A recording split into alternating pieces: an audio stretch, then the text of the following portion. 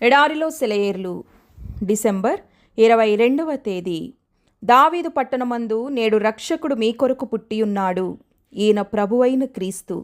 లూకాసు వార్త 2వ అధ్యాయము 11వ వచనం. నేడు మీ కొరకు రక్షకుడు పుట్టియున్నాడు, ఈయన యేసుక్రీస్తు, అద్భుతకరుడైన ప్రభువు. ఒక బోధకుడు కాదు, ఒక మంచి మాదిరి కాదు, కానీ దేవుని కుమారుడు, సజీవమైన వాక్యం. ఆయన తన ఆలోచనలు అల్లుకునే, కలలను మార్చి విస్తారమైన దర్శనాలను నేసే తత్వజ్ఞాని కాదు, భవిష్యత్తుని చూసే ప్రవక్త కాదు, గతాన్ని పరిశోధించే పండితుడు కాదు, కానీ నేడు మీ కొరకు రక్షకుడు పుట్టియున్నాడు. భూమి యొక్క ఏకైక నిరీక్షణ, మార్గం, సత్యం, జీవం. శక్తివంతుడైన దేవుడు, మహిమాన్వితుడైన విమోచకుడు, ప్రభువైన యేసుక్రీస్తు ఈరోజు జన్మించాడు.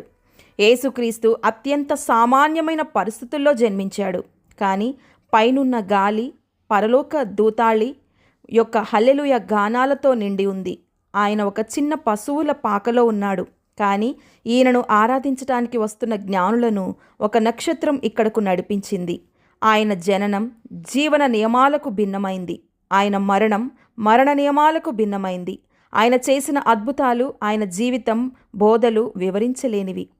ఆయనకు మొక్కజొన్న పొలాలు, చేపల చెరువులు లేవు, కానీ ఆయన 5,000 మందికి ఆహారం పెట్టాడు.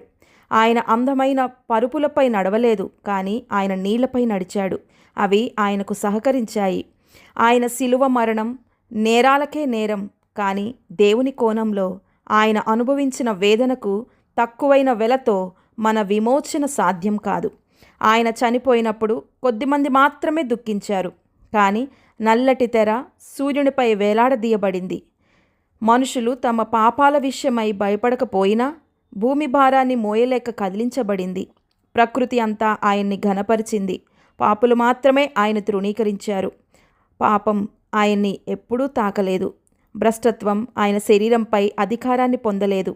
ఆయన రక్తం చేత ఎరుపెక్కిన నేల అతని ధూళిని పొందలేదు.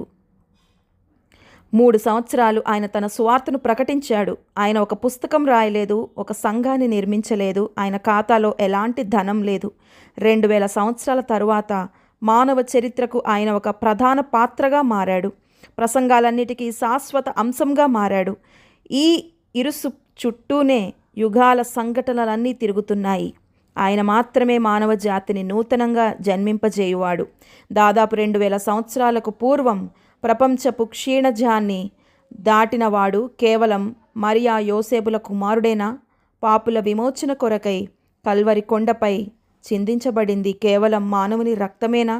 శతాబ్దాలుగా మనుషులలోనూ దేశాలలోనూ అద్భుతాలు చేస్తున్నది ఇదేనా? బుర్ర ఉన్నవాడెవడైనా నా ప్రభువా, నా దేవా అని ఆశ్చర్యపడకుండా ఉండగలడా? దేవుడి మాటలను దీవించునుగాక. ఆమెన్.